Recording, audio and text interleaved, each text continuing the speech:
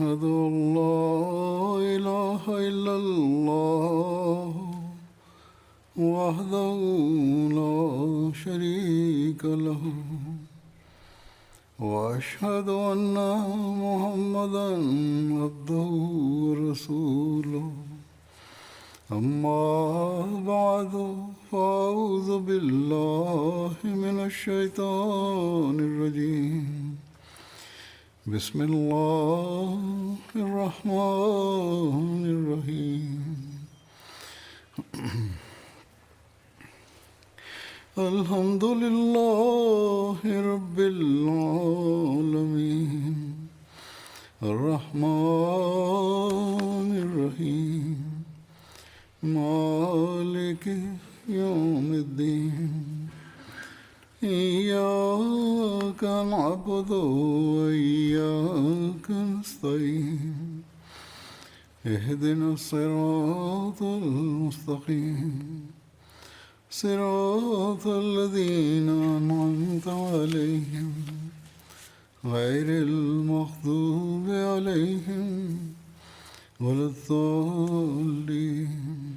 À partir d'aujourd'hui débute la Jalsa Salana de Qadian et la Jalsa Salana se tient également dans certains pays d'Afrique. Qu'Allah bénisse amplement toutes ces Jalsa.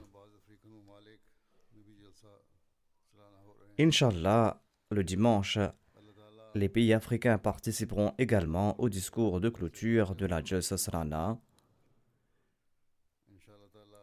Il y a 7 ou 8 pays africains qui vont y participer.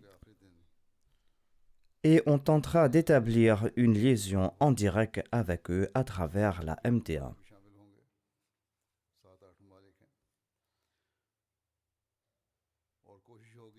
En tout cas, étant donné que les membres se sont réunis dans ces différents pays et ils écoutent ce sermon avec une attention particulière, j'ai pensé qu'il serait très à propos de présenter les buts de l'avènement du Messie premier l'Islam, dans les paroles même du Messie premier l'Islam, et de présenter aussi l'objectif de la Jamaat du Messie premier l'Islam et d'autres conseils dans les paroles du Messie premier l'Islam.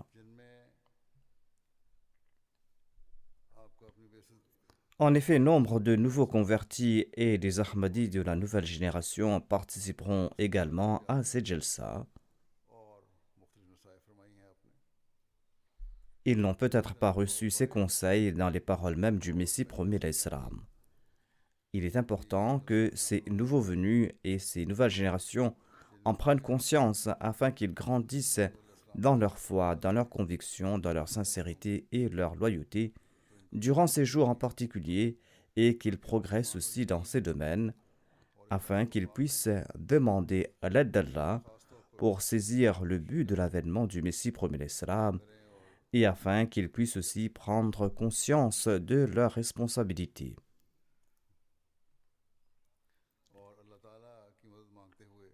Quel était l'objectif de la création de la Jamaat Ahmadiyya et pourquoi sa fondation était-elle nécessaire en ces temps? Le Messie premier l'Islam déclare: Nous vivons à une période ô combien bénie. Durant ces jours de clameur et de tumulte, Dieu a voulu de l'invisible aider l'islam de par sa grâce, avec pour objectif de démontrer la grandeur du saint prophète Mohammed sallallahu alayhi wa sallam. Et c'est à cette fin qu'il a établi cette communauté. Je demande à ceux qui éprouvent de la peine pour l'islam, et ceux qui honorent l'islam en leur cœur, et ceux qui l'estiment. Je leur demande ceci: l'islam a-t-il connu une époque pire que celle-ci, où l'on a tant vilipendé, insulté et calomnié le saint prophète Mohammed paix soit lui, et où l'on a tant diffamé le Saint-Coran? L'état des musulmans m'afflige et m'attriste. Parfois, je suis écœuré par le fait qu'ils sont si insensibles au point de ne pas ressentir cette ignominie. Dieu n'aurait-il point une once d'estime à l'égard du saint prophète Mohammed paix soit lui, pour ne pas établir une communauté divine afin de contrer ces insultes et ces invectives proférées contre la personne du saint prophète Mohammed paix soit lui, n'est-il pas soucieux de réduire au silence ses opposants de l'islam en répandant sa grandeur et sa pureté en ce monde? Étant donné qu'Allah et ses anges envoient des bénédictions sur le saint prophète paix soit lui, la manifestation de ces soins-là, de ces bénédictions, est d'autant plus importante aujourd'hui quand ces calomnies fusent de toutes parts. Et Allah l'a démontré en établissant cette communauté. Par conséquent, il nous incombe à nous qui avons accepté le Messie promet l'Islam et qui se sont joints à sa communauté d'envoyer des bénédictions sur le saint prophète Mohammed paix soit lui, tout en réformant notre conduite. Il faudra, durant ces jours-ci en particulier, porter une attention particulière concernant le daroud. Autant nous allons implorer Dieu de bénir le saint prophète Mohammed paix soit lui, autant nous allons remplir le but évoqué par le Messie premier l'Islam. Son but qui était d'établir l'honneur et la grandeur du saint prophète Mohammed sallallahu alayhi wa sallam.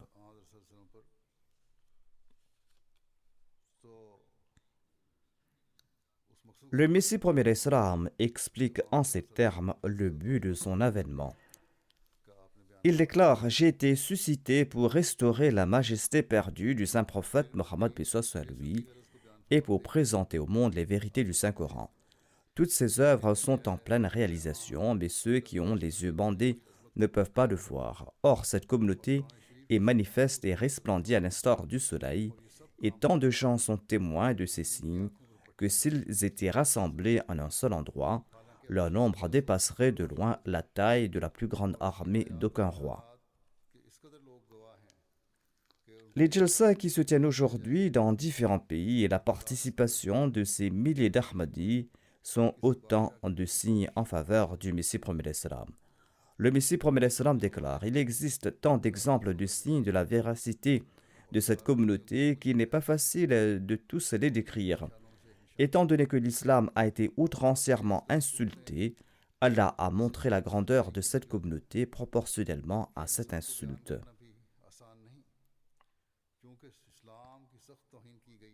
Le Messie premier l'Islam déclare: c'est aussi l'ère du combat spirituel.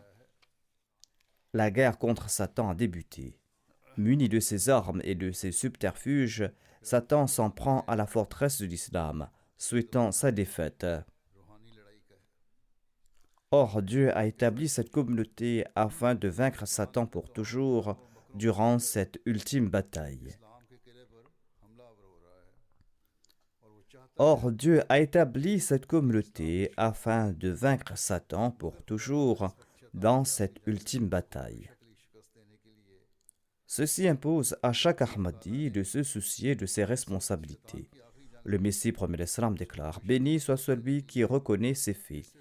Cette période est courte, il ne reste plus beaucoup de temps pour mériter la récompense. Bientôt, Dieu va faire briller plus que le soleil la véridicité de ce mouvement. Prêter foi en ces instants-là ne fera point mériter de récompense, et la porte du repentir se fermera. À présent, celui qui m'accepte devra livrer une grande bataille contre son nafs, contre son ego. Parfois, il devra se séparer de sa communauté. On tentera d'entraver ses commerces. Il devra écouter des insultes et des malédictions, mais il obtiendra en retour la récompense de la part d'Allah. Mais quand viendra le moment voulu, c'est-à-dire celle du progrès de la communauté, le monde se tournera avec vigueur vers ce mouvement. Quand l'eau tombe à torrent d'une haute montagne et que personne ne refuse son existence, à quoi servira la foi en elle? L'accepter à pareil moment ne sera pas un acte courageux. L'on mérite récompense durant les moments difficiles. En acceptant le saint prophète Mohammed paix soit lui, Abu Bakr radhiyallahu anhu avait certes abandonné sa position de chef à la Mecque. Or, Allah lui a accordé le royaume du monde en retour. Omar radhiyallahu anhu a lui aussi embrassé le saint prophète paix soit sur lui et il a placé son embarcation à l'eau sans se soucier des conséquences. Allah l'a-t-il privé de la moindre récompense? Certainement non. Celui qui entreprend le moindre effort pour la cause de Dieu mérite sa récompense avant de quitter ce monde. L'effort est l'unique condition requise par Dieu. Selon un hadith, Allah court vers celui qui marche dans sa direction. La foi exige d'accepter l'effet de l'invisible. Celui qui voit le croissant lunaire de la première nuit possède une vue perçante, mais pas celui qui voit la pleine lune et qui annonce partout qu'il a vu la pleine lune. Celui-là sera traité de fou par tout le monde, étant donné que la lune est visible pour tout le monde. Chanceuses sont ces personnes qui acceptent le Messie promis d'Islam aujourd'hui et qui, subissant l'hostilité des autres, méritent ainsi l'amour divin. Ensuite, le Messie promis d'Islam explique qu'il ne suffit pas de l'accepter. L'objectif, en acceptant, est d'apporter en soi des changements purs et de marcher sur la voie du monothéisme parfait. Et c'est là que l'on va mériter davantage de faveurs divines. Le Messie promet l'Islam déclare: Allah promet d'ouvrir les voies de la direction et du savoir à celui qui, en toute sincérité et avec de bonnes intentions, cherche la voie qui mène à lui, en accord à la loi qu'il a énoncée dans le verset suivant, verset dans lequel il est dit: وَالَّذِينَ جَاهَدُوا فِينَا لَنَهْدِيَنَّهُمْ سُبُلَنَا.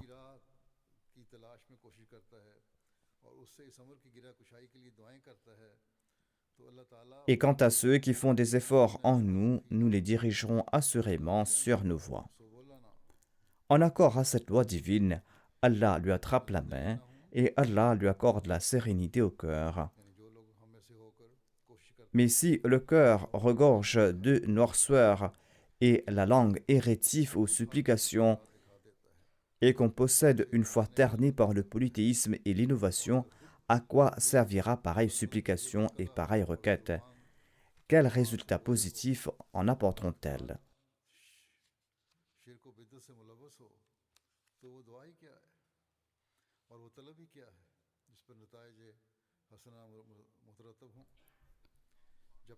Tant qu'on n'implore pas Dieu avec un cœur pur et sincère en fermant toutes les mauvaises voies et les portes d'espoir, on n'obtiendra pas l'aide et le soutien de Dieu.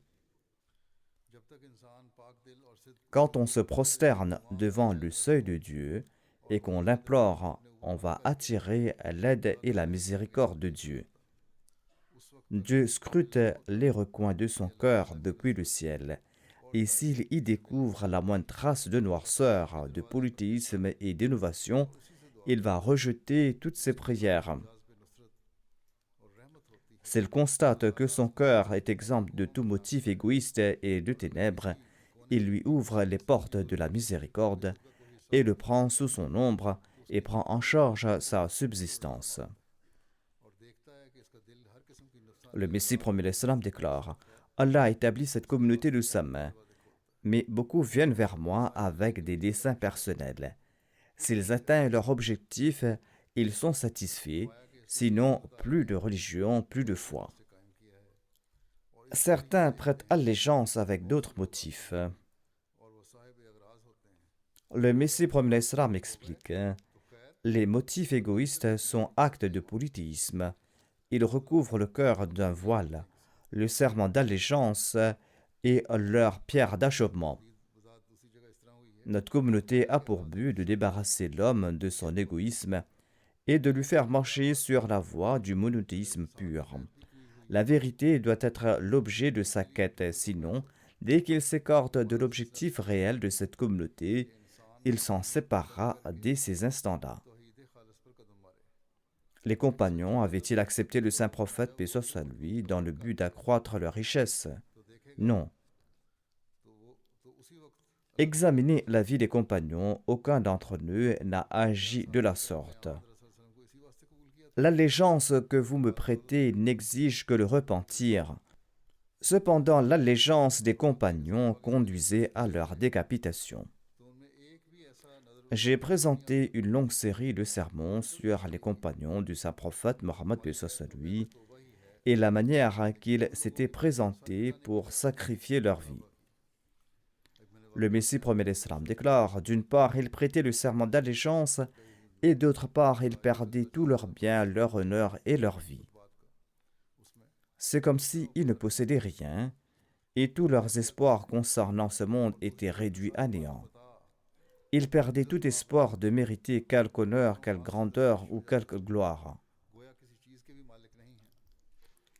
Qui d'entre eux souhaitait être roi ou conquérant d'un pays? Pareille intention ne leur traversait même pas l'esprit. Ils s'étaient délestés de tout espoir et ils étaient prêts à endurer avec plaisir tout chagrin et tout malheur dans la voie de Dieu. Ils étaient toujours prêts à offrir leur vie. Ils s'étaient entièrement coupés de ce monde. Or, Allah leur a accordé sa grâce et Allah les a bénis. Allah a béni ceux qui avaient tout sacrifié de cette manière dans cette voie. Le Messie promet l'Islam explique que le but de l'établissement de cette Jamaat est le monothéisme et de susciter l'amour de Dieu. Le Messie promet l'Islam déclare que signifie aimer Dieu. Il s'agit d'accorder priorité à l'agrément d'Allah sur ses parents, sur sa femme, sur ses enfants et sur soi-même et sur toute autre chose. En bref, cela signifie accorder priorité au plaisir de Dieu sur tout. Le Saint-Coran affirme en effet « Fadhkurullaha kadhikrikum aba'akum aw ashadda dhikra » c'est-à-dire célébrer les louanges d'Allah comme vous avez célébré les louanges de vos pères, voire avec plus de passion et avec un plus grand degré d'amour. Ici, Allah ne nous enseigne pas qu'il faut considérer Dieu comme notre Père. Il nous recommande de ne pas nous égarer à l'instar des chrétiens et de ne pas appeler Dieu notre Père. Pour répondre à l'objection que cet amour pour Dieu est inférieur à celui ressenti pour le Père, le Coran déclare avec plus de passion. Sans la présence de cette clause, il y aurait des objections. Or, Allah a résolu ce problème. Telle est l'ampleur de l'amour que le croyant doit ressentir à l'égard de Dieu. Il doit aimer Dieu plus que toute autre chose en ce monde, plus que toute autre relation mondaine. Nous devons nous analyser et nous demander si nous tentons d'engendrer en nous cet amour. Nourrissons-nous au cœur quelque désir ou quelque soif à cet égard. Le Messie promet l'Islam explique davantage cet amour et la norme de cet amour en ces termes. Il déclare « Afin d'établir le véritable monothéisme de Dieu, il est nécessaire de prendre une part complète de l'amour de Dieu, et cet amour n'est prouvé pleinement qu'à travers des actions. Cet amour n'est pas engendré par de simples énoncés verbaux. Prononcer le mot sucre ne fera pas naître la saveur sucrée dans la bouche. On ne ressentira pas la saveur sucrée rien qu'en énonçant le mot sucre. Ou si on déclare verbalement être l'ami d'un autre, mais qu'on n'aide pas cet ami et qu'on ne le soutient pas dans les moments difficiles, on ne pourra pas être considéré comme un véritable ami. De même, si l'on se contente d'énoncer verbalement l'unicité de Dieu et son amour, cela ne sera d'aucun avantage. En fait, la démonstration pratique est plus nécessaire que la déclaration verbale. Cela ne signifie pas que les déclarations verbales sont inutiles. Non, je soutiens qu'un témoignage pratique est requis parallèlement aux déclarations verbales. Par conséquent, vous devez vouer votre vie à Dieu, c'est-à-dire vous devez accorder prééminence à Dieu sur toute chose et accorder priorité à ses commandements et à la religion qu'il a envoyée et qu'il faudra préférer la foi à ce monde. Le Messie promet l'Islam déclare « Ceci est l'Islam, ceci est la mission pour laquelle j'ai été suscité. Vivront dans la privation ceux qui se tiennent éloignés de cette source que Dieu a fait couler pour cette cause. » Si le véritable chercheur souhaite acquérir quelque chose et atteindre son but, il doit se précipiter vers cette source, il doit s'avancer et placer ses lèvres au bord de cette source jaillissante. Mais cela est impossible sans tomber devant le seuil de Dieu en ayant abandonné toute annihilation, à moins que l'on ne promette que même si l'on perd tout son honneur matériel et même si l'on est confronté à des malheurs accablants de la taille des montagnes, l'on n'abandonnera jamais Dieu et l'on sera toujours prêt à consentir à tout sacrifice pour sa cause. La merveilleuse sincérité du prophète Abraham était telle qu'il était même prêt à sacrifier son fils. Le but de l'islam est aussi de créer de nombreux Abraham. Efforcez-vous de devenir un Abraham. Je vous le dis en vérité, n'adorez pas les saints, mais devenez vous-même des saints. N'adorez pas ces guides spirituels, mais devenez-en vous-même. Empruntez ces chemins, sans aucun doute, ils sont étroits. Il n'affirme pas ici que l'on doit se poser en saint ou en maître spirituel, mais de tenter d'atteindre le seuil où l'on mérite le statut de wali, d'ami de Dieu, quand les gens diront « c'est une personne vertueuse qu'il faudra suivre ». Le Messie promet l'Islam déclare « Empruntez ces chemins, sans aucun doute, ils sont étroits, mais après les avoir traversés, vous allez ressentir la paix et la sérénité. Cependant, il incombe de franchir ces portes en s'allégeant.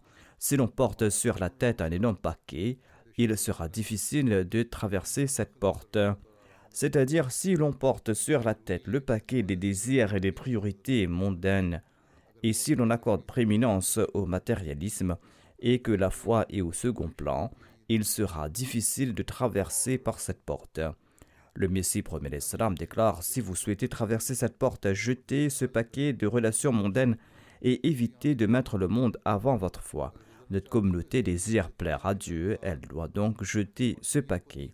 Sachez très bien que si vous n'êtes pas loyaux et sincères, vous serez déclarés menteurs et vous ne serez pas considérés vertueux aux yeux d'Allah.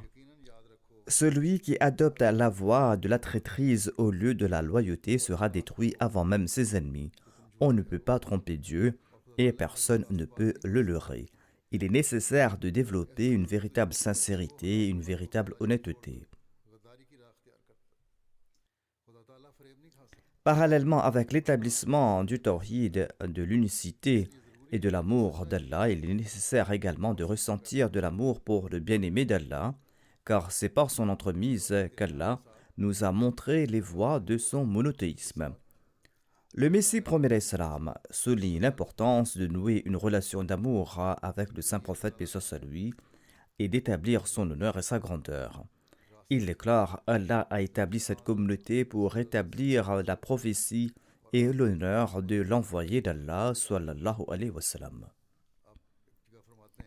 Ensuite, le Messie promet l'Islam a cité l'exemple de ces autres musulmans qui se vautrent dans le culte des saints, qui s'en vont prier sur des tombes pour prétendre vouer un amour indéfectible pour le saint prophète Mohammed paix soit sur lui, tout en nous traitant, nous, les Ahmadis, d'infidèles et de mécréants. Il déclare de surcroît que les Ahmadis ont insulté le saint prophète Mohammed paix soit sur lui, que Dieu nous en préserve. Le Messie promet l'Islam explique « Si on prétend aimer quelqu'un pour éprouver de l'affection pour des milliers d'autres, quelle sera la distinction de ce premier amour? Si l'on prétend être l'amoureux d'une personne tout en aimant d'autres, quelle sera la distinction de ce premier amour? Pourquoi se prosterner devant des mausolées si l'on affirme aimer le saint prophète Mohammed paix soit sur lui éperdument? Ces gens s'en vont implorer les saints sur leur mausolée, ils y allument des bougies, voire ils se prosternent devant ces tombes. Le Messie promet l'Islam déclare « Ces gens se rendent certes à Médine, mais ils visitent aussi le mausolée d'Ajmer et d'autres mausolées, les têtes et les pieds nus. Pour mériter le salut, il suffit de passer sous la fenêtre de Pak-Patan pour certains d'entre eux, et aucune autre action n'est nécessaire de leur part. D'aucuns ont recours à des drapeaux ou à d'autres pratiques. Le cœur du musulman sincère tremble en voyant leurs festivals, leurs actions. Que d'inventions, se dit-il. Ces pratiques sont courantes dans le sous-continent indien. Le Messie premier d'Islam déclare: si Dieu n'avait pas à cœur l'honneur de l'islam, et s'il n'avait pas annoncé assurément l'islam est la vraie religion, et s'il n'avait pas déclaré en vérité, nous avons nous-mêmes envoyé cette exhortation, et assurément nous en serons le gardien, eh bien l'islam aurait disparu depuis longtemps. Or, le sens de l'honneur de Dieu s'est attisé, sa miséricorde et sa promesse de protection ont requis que le reflet du saint prophète, paix soit lui, apparaisse et qu'il ranime de nouveau sa naboua à notre époque. Ainsi, il a fondé cette communauté en me suscitant comme Mahdi et comme prophète.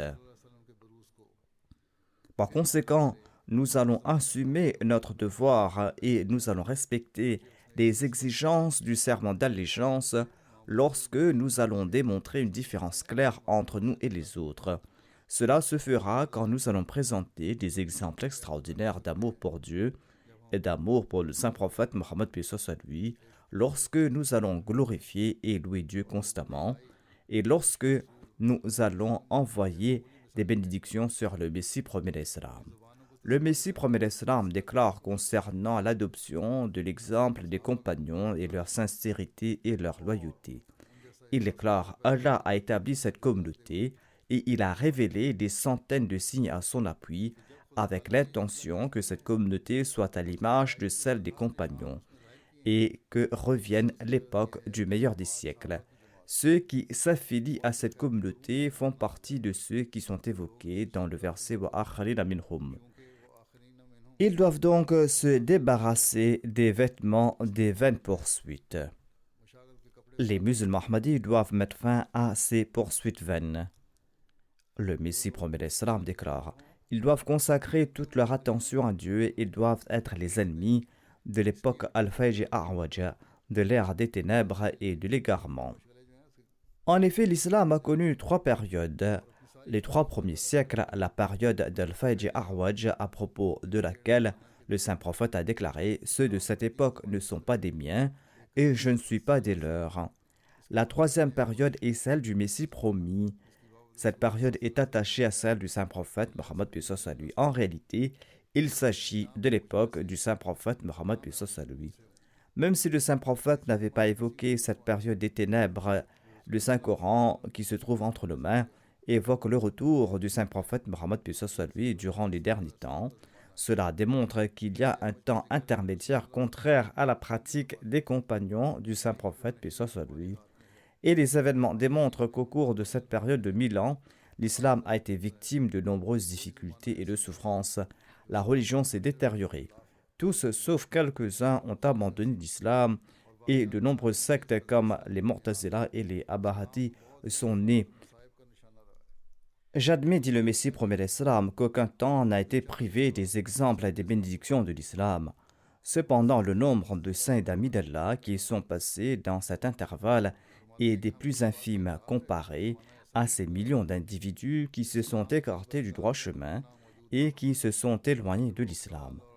Par conséquent, l'envoyé d'Allah sallallahu alayhi wa sallam, a regardé cette période avec l'œil de la prophétie et l'a nommée Al-Fayj A'waj, c'est-à-dire la période des ténèbres et de l'égarement. Or, à présent, Allah a l'intention de créer un autre groupe de nombreuses personnes qui sera appelé le groupe des compagnons. Selon la loi de Dieu, sa communauté progresse graduellement. De même, le progrès de notre communauté sera graduel et elle sera comme une culture qui pousse. C'est-à-dire, la communauté va grandir graduellement. Et ses objectifs et ses exigences sont comme cette graine qui a été semée au sol. Et ses hauts statuts et ses buts qu'Allah désire à son propos sont encore loin. Cette communauté ne pourra pas les atteindre tant qu'elle ne possède pas les traits que souhaite voir Dieu en elle. L'expression du monothéisme des membres de cette communauté doit être particulière, leur détachement de ce monde et leur attachement avec Dieu doit être spécial. Leur souvenir de Dieu doit être spécial. Le respect des droits d'autrui doit être spécial. Ce sont là les objectifs que nous devons nous efforcer d'atteindre et c'est là que nous verrons les progrès de la Jamaat. Ensuite, le Messie promet l'Islam nous encourage à lire le Saint-Coran avec une attention particulière et à saisir ses sens. Il déclare: sachez que le Saint-Coran a conféré des faveurs aux anciennes écritures et aux prophètes du passé en conférant à leurs enseignements une valeur doctrinale, tandis qu'ils étaient considérés comme des fables. Je vous le dis en vérité, personne ne méritera le salut grâce à ces fables, à moins qu'il ne lise le Saint-Coran, car assurément, le Saint-Coran est une parole décisive et le Saint-Coran n'est pas un vain discours, comme l'énoncent les versets suivants: Innahu la qawlun faslun wa ma huwa bil hazl. Assurément, il s'agit d'une parole décisive et pas de paroles absurdes. Le Saint-Coran est Al-Mizan, la balance, Al-Muhaymin. Le Saint-Coran est lumière, guérison et miséricorde. Ceux qui lisent le Coran et qui le considèrent comme un livre de contes n'ont pas lu le Coran, mais ils l'ont profané. Pourquoi nos adversaires sont-ils si hostiles contre nous? Parce que nous souhaitons démontrer que le Saint-Coran est lumière absolue, sagesse et savoir, tout comme l'a démontré Dieu. Or, ces adversaires souhaitent borner le Saint-Coran à un simple conte. Nous ne pouvons pas endurer cela. Dieu nous a révélé de par sa grâce que le Saint-Coran est un livre vivant et lumineux. Pourquoi donc devons-nous nous soucier de leur opposition? Ainsi, je conseille vivement ceci à ceux qui sont affiliés à ma communauté. Dieu a établi cette communauté pour dévoiler des vérités que nous pourrons saisir qu'à partir du Saint-Coran. Nous pouvons obtenir cette compréhension que du Saint-Coran. Sinon, on ne pourra faire naître aucune lumière dans la vie pratique. Et je souhaite que la vertu de l'islam soit révélée au monde à travers cette vérité pratique, étant donné que Dieu m'a choisi pour accomplir cette tâche. Par conséquent, lisez souvent le Saint-Coran, mais pas comme une simple histoire, mais comme une philosophie. Par conséquent, tout Ahmadi doit porter une attention particulière quant au sens et à l'interprétation du Saint-Coran. Le Messie premier d'Islam attire notre attention concernant les bonnes œuvres et il a défini ces bonnes œuvres. Il déclare: Dieu dans le Saint-Coran a lié la foi à l'accomplissement de bonnes œuvres. Sont considérées comme des bonnes œuvres toute action exempte de la moindre trace de corruption. Sachez que les voleurs sont toujours à l'affût des actions de l'homme. Qui sont-ils? Qui sont ces voleurs? Ils se prénomment l'ostentation, c'est-à-dire le fait d'étaler ses propres actions. Il y a la vanité, l'orgueil, le fait de tirer plaisir d'une action accomplie. Ainsi, en nombre de situations, l'homme est coupable de mêmes effets et péchés qui réduisent à néant ses bonnes œuvres. Les œuvres méritoires sont quant à elles exemptes de toute iniquité, de toute vanité, d'ostentation, d'orgueil et de toute intention de nuire aux intérêts d'autrui. Les bonnes œuvres sauveront l'homme ici-bas, tout comme elles le feront dans l'au-delà. S'il existe au sein d'un foyer un seul individu dont la conduite est exemplaire, sa maison tout entière sera sauvée. Sachez que sans les bonnes œuvres, votre déclaration de foi à elle seule ne vaut pas grand-chose. Le médecin donne une prescription au malade afin que ce dernier prenne les médicaments prescrits. S'il ne consomme pas ces médicaments et s'il met de côté cette prescription, celle-ci ne lui sera d'aucun avantage. Ainsi donc, notre travail consiste donc à suivre ces conseils. Ceci est essentiel. Sinon, l'allégeance ne servira à rien.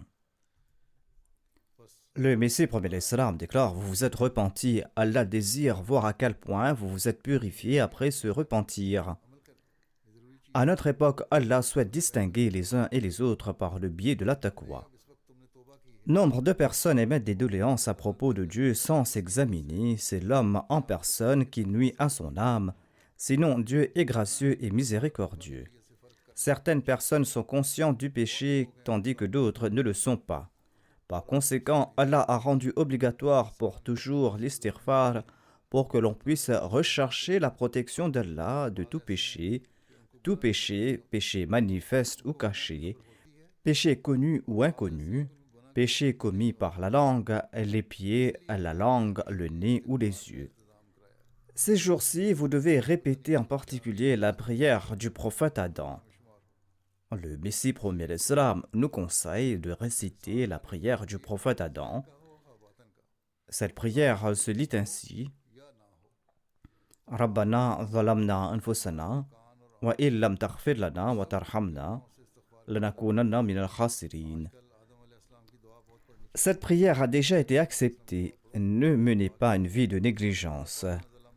Quiconque s'abstient d'une vie négligente ne sera jamais affligé de grandes calamités, car de tels malheurs n'arrivent jamais sans la permission divine. À ce propos, j'ai reçu cette prière en révélation: Rabbi kulli shayn khadimuka, Rabbi fafazni wansurni warhamni. Le Messie promet salam nous demande de réciter cette prière souvent. Le Messie promet salam déclare: rappelez-vous que la sagesse est née de la pureté de l'âme. Plus une personne nettoie son âme, plus son intellect s'affine, et l'ange se tient devant lui et lui accorde son soutien. Mais la lumière ne peut pénétrer l'esprit d'une personne menant une vie immorale. Adoptez la taqwa pour que Dieu soit avec vous. Demeurez avec les justes afin que la vérité de la taqwa vous soit révélée et afin que vous obteniez le succès. Ceci est mon objectif que je souhaite établir en ce monde. Le Messie promet l'Islam déclare: notre Jamaat doit se souvenir de mon conseil.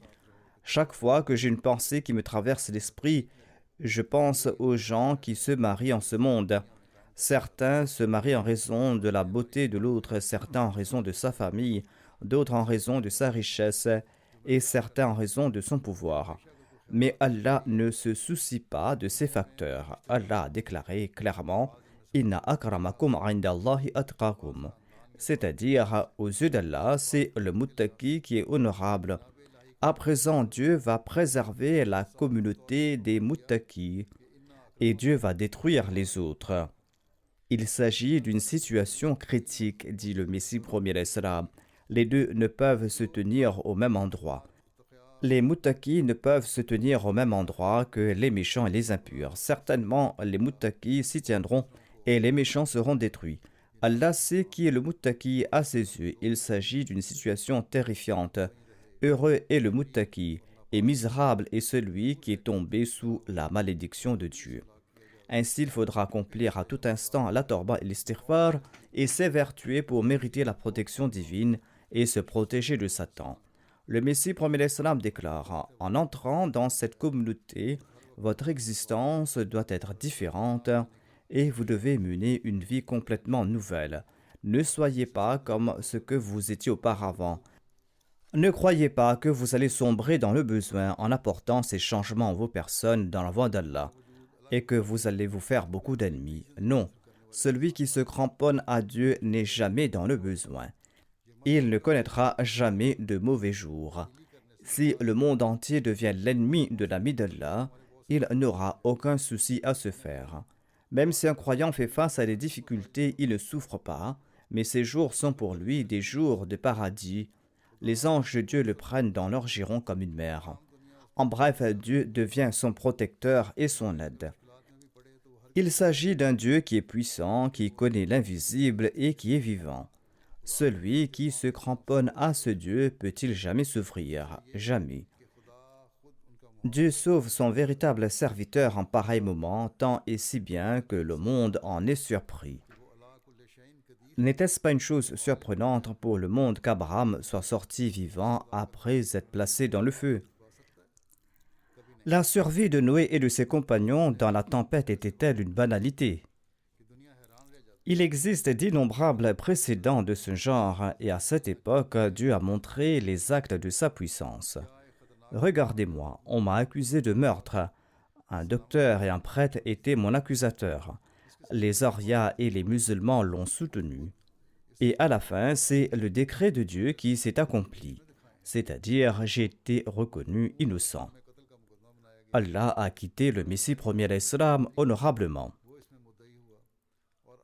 Qu'Allah nous accorde la capacité de conformer nos vies aux conseils et aux souhaits du Messie premier l'Islam et que nous soyons de ceux qui apportent un pur changement dans nos vies. Durant ces jours de la Jalsa Salana de Qadian, à Qadian et là où se tient la Jalsa Salana ailleurs dans le monde, tous les participants doivent consacrer leur temps à des prières spéciales.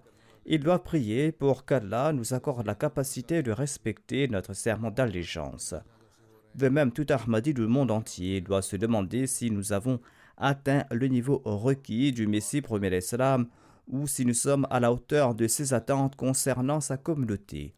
S'il n'en est pas ainsi, eh bien nous devons toujours lutter et nous devons prier en ce sens, qu'Allah nous accorde la possibilité d'agir en ce sens. À présent, je vais mentionner quelques personnes qui sont décédées récemment. La dépouille d'un des défunts est présente. Il s'agit de Fazl Ahmad Dogar Saheb, qui était un membre du personnel de la Jamia Ahmadiyya du Royaume-Uni. Il était le fils de Chaudhry Alladeta Saheb et il est décédé le 21 décembre à l'âge de 75 ans. Inna lillahi wa inna ilayhi raji'un. Le défunt était un moussi. Il laisse dans le deuil sa femme Ousma Fazl Saheba, 4 fils et 3 filles. Il est arrivé au Royaume-Uni en 1992.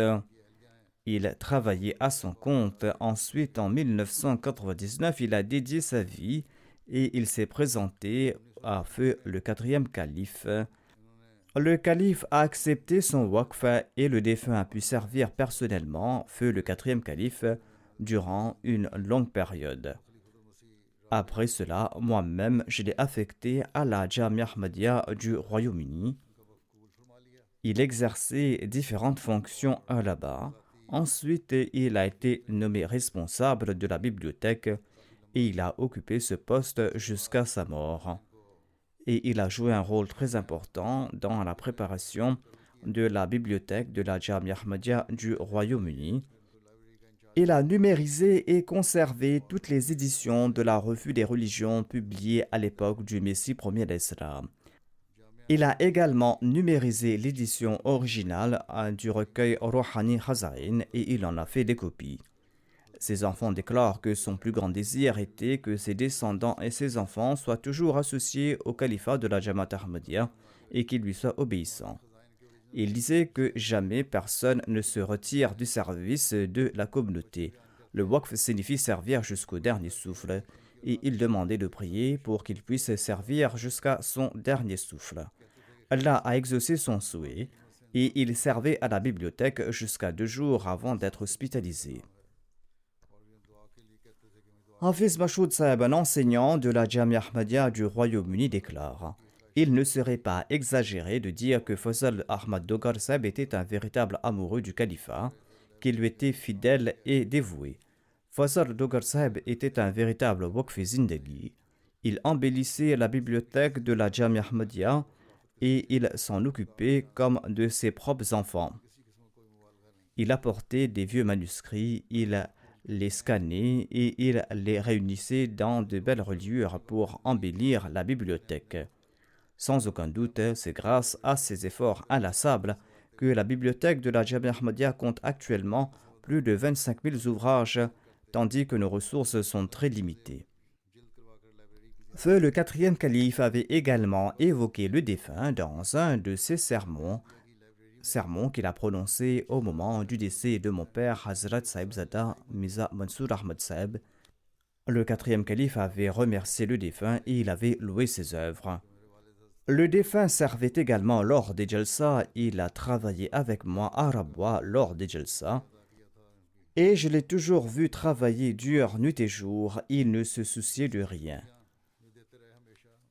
Son gendre se nomme Shahid Iqbal. Il est le président de la Khuddam al-Ahmadiyya de la Suisse. Il avait vécu ici au Royaume-Uni. Il déclare que le défunt lui demandait toujours lors de chaque conversation s'il avait accompli ces soins-là ou pas. Il nous exhortait à prier et d'y porter une attention particulière. Qu'Allah accorde son pardon et sa miséricorde aux défunts et que ses enfants soient toujours attachés à la Jamaat et au califat.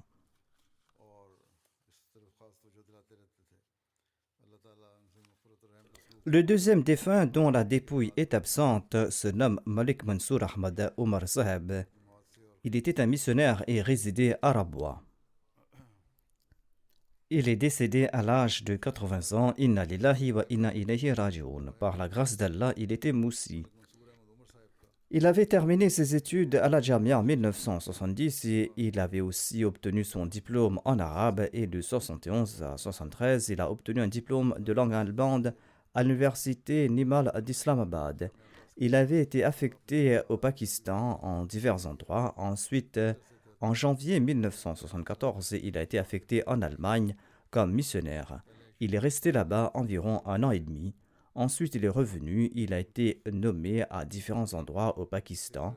Ensuite, en octobre 1983, il a été de nouveau envoyé en Allemagne, où il a exercé les fonctions d'émir et de missionnaire en charge jusqu'en 1986. Pendant ce temps, il a également enseigné la langue allemande aux demandeurs d'asile et il les a aidés. Il a servi dans le département matrimonial de la communauté. Il a enseigné l'allemand à la Jamia de Rabwa. Il a mené une vie de Waqf Zindagi pendant environ 46 ans. Une de ses filles, Faiza Raïs, est l'épouse d'Anis Raïs Saheb, qui est le missionnaire en charge du Japon.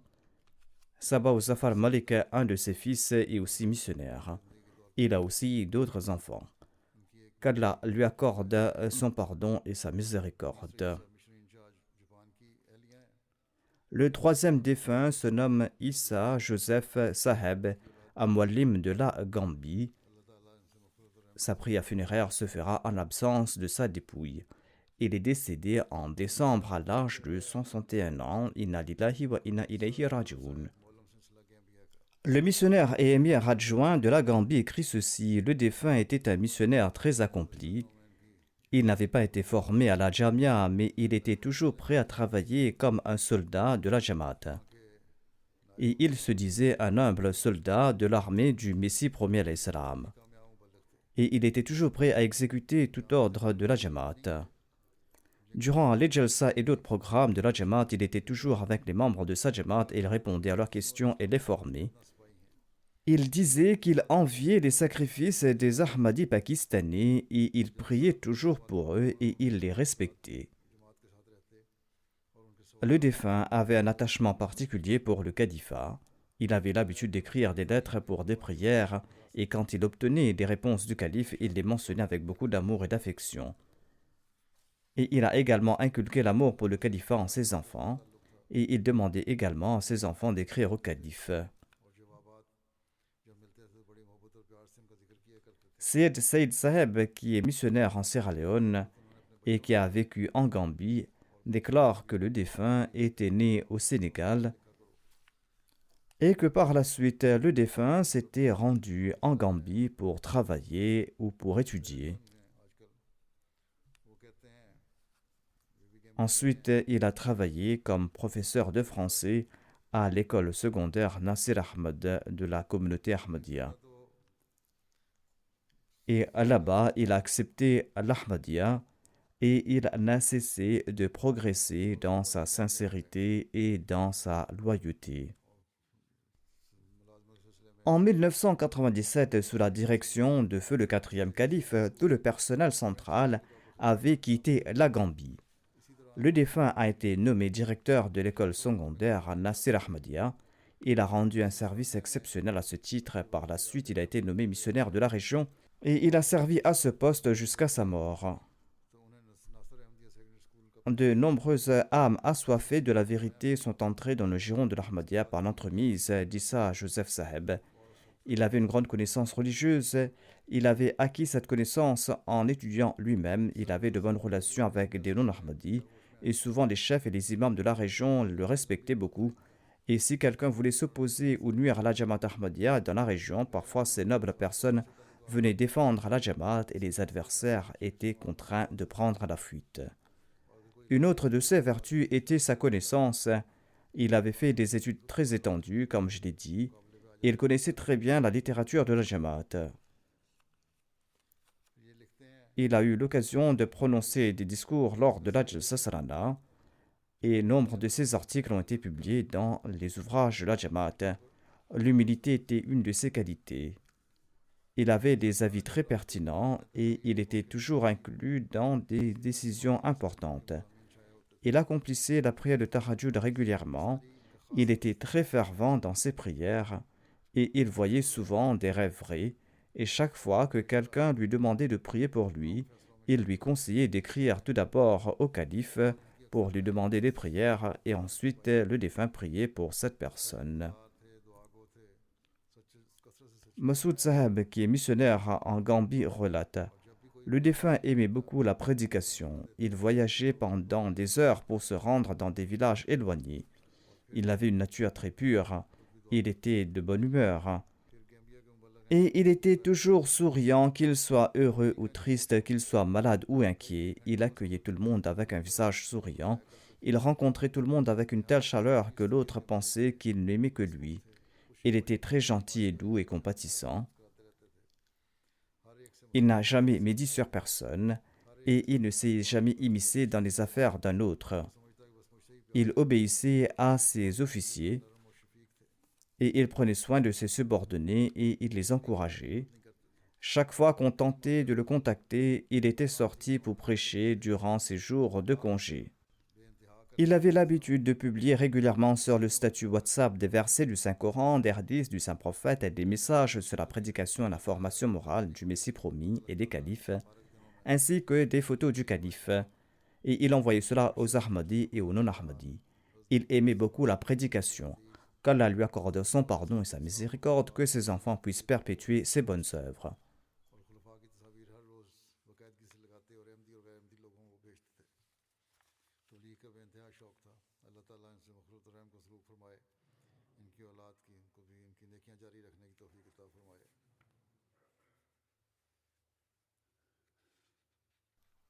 Comme je l'ai dit, je vais diriger les prières funéraires des défunts après la prière du vendredi.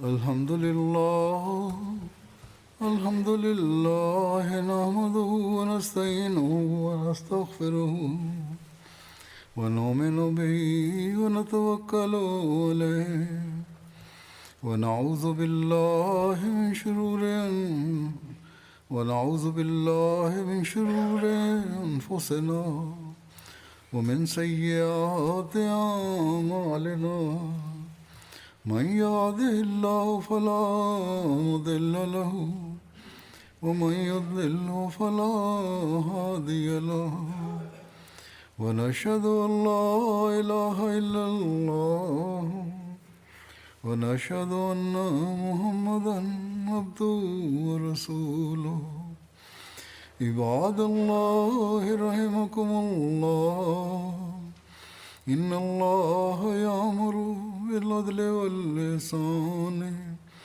وإيتاء ذي القربى وينهى عن الفحشاء والمنكر والبغي يعظكم لعلكم تذكرون اذكروا الله يذكركم وادعوه يستجب لكم ولذكر الله أكبر